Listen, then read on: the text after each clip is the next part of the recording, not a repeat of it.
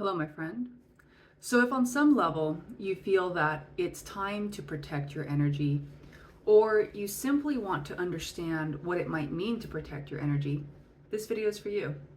In this video, I'm going to discover concepts of protecting versus magnetizing. And I'm going to provide you with a little bit of context that you can play with in your own life in case you want to feel into the difference of what it feels like to move with a protected worldview versus a magnetized worldview. So, first things first, what do we mean when we say protect our energy? We don't need to necessarily get very metaphysical with it. Let's start with the practicalities. To protect our energy might mean literally to protect the time, space, and focus we expend through the day. If someone is asking you a lot of questions, if someone's coming up to you and, trying to get your attention, doing this, doing that, oh, can you move this for me, that for me? Technically, that is someone who is working with your energy. They are someone who is receiving your energy. In the same way, different projects that you might take on in business and in life may also receive a portion of your energy.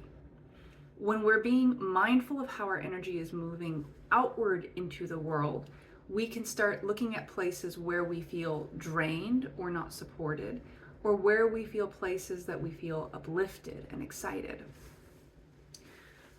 Some people move through life in a way where they feel they have to constantly shield their energy, constantly shift their focus, shut people down.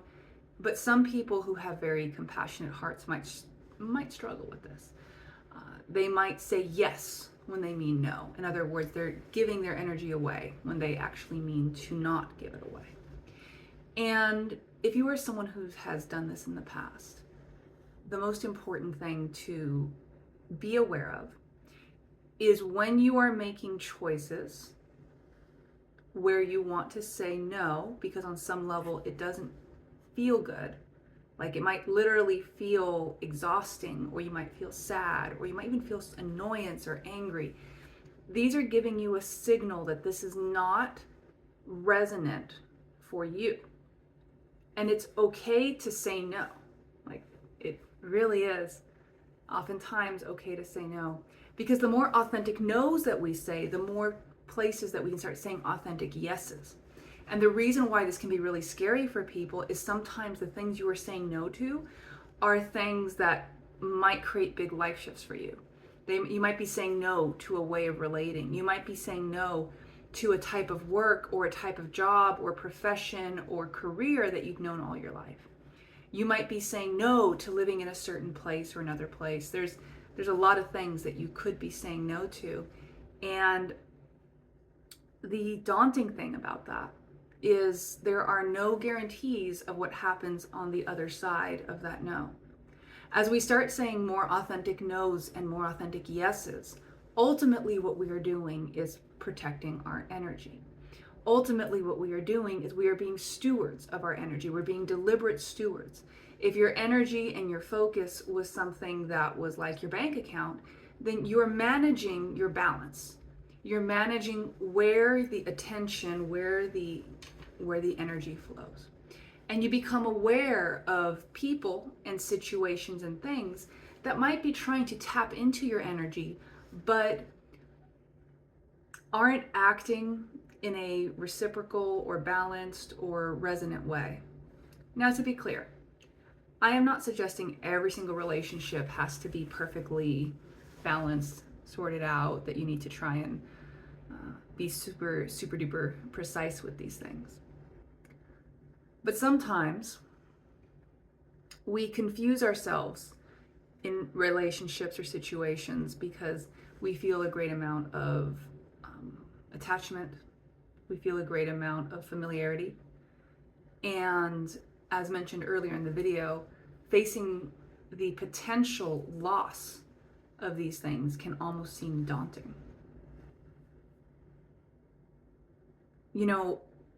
I feel that any and all of us here have gone through great loss and great times of sorrow. I don't feel that you come across a channel or a frequency like this if you are not someone who has gone through great sorrow or great loss.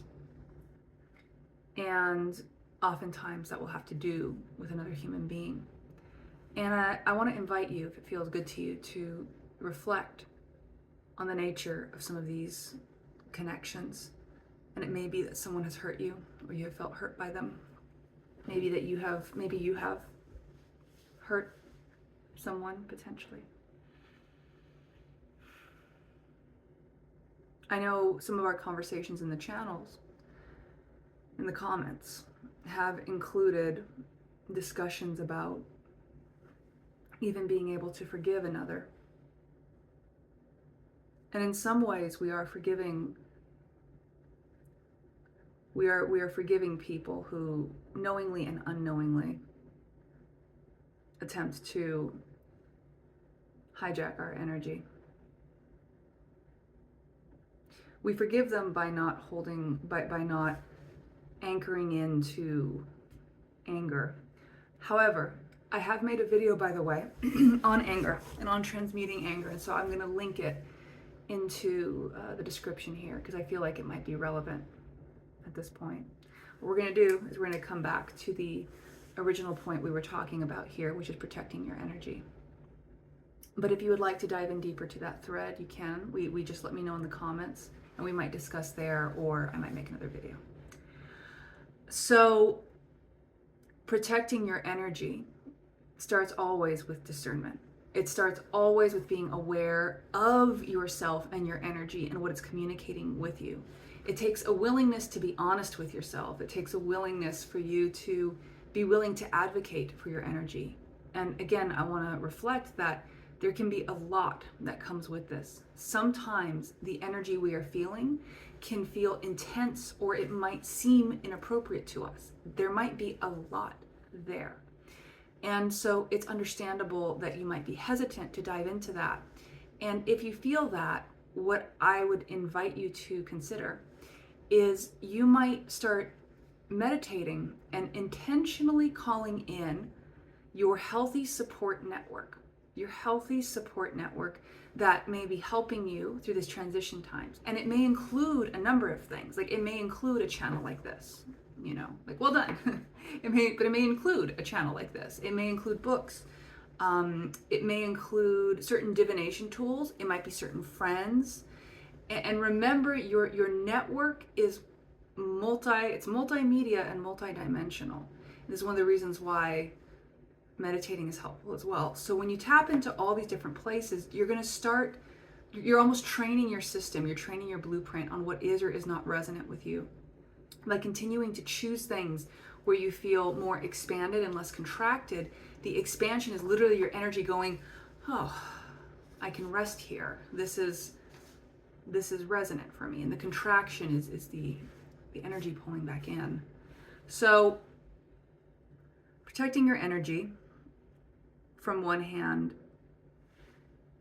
although some people look at it as like, let me bar myself. Let's talk about the magnetism side. When you're focused on the magnetism side, you're not anymore trying to fight against energy coming to you. You are taking a more, it's almost like a judo approach, where you're leaning in to the momentum of the energy, but in a way where you're both embracing everything that comes into your life and your space, but you are also being so attuned. You're being so attuned to your values that as circumstances emerge, you immediately understand your truest choice. It's like having your body's like an instrument that you have tuned. Magnetism. So you know very quickly what uplifts your energy and what drains your energy. And most of the practices that I'm going to be sharing in this channel, not only having to do with intuition and such, are going to be around being able to cultivate this level of energetic intelligence, right? We have IQ and EQ. Well, this is EQ. I'm like, we already have an EQ. All right, we'll figure that out. We'll workshop it. If you have any ideas on what to call it in the comments, please let me know. So I feel that I feel that it's time to wrap up this conversation here shortly. But what I'll add, because I know I mentioned what you might be able to do to cultivate this, and we gave a few examples of what you can do in the meditation and calling in your support network and being clear with your values and intentions and attuning yourself to that, and then being present so you can make choices moment to moment, because you can't resolve the future in here. You can only ever meet the present moment. And when you meet the present moment with that inner clarity, you're always going to make the most resonant choices for yourself. And this is one of the key foundational principles of being a discerning co-creator of your reality. So, I hope that this video has provided some reflection and perspective about protecting your energy, and maybe has provided some key approaches that you can tune into that will shift you from feeling you have to push people away to being more aware of how you can focus on what it is that is a yes for you, and then magnetize those situations in by saying no to unresonant, yes to resonant. If you would like any further resources, I leave them in the description. And if this has been a helpful video, please do feel free to subscribe, to like, to comment. I look forward to our next connection together. Goodbye for now.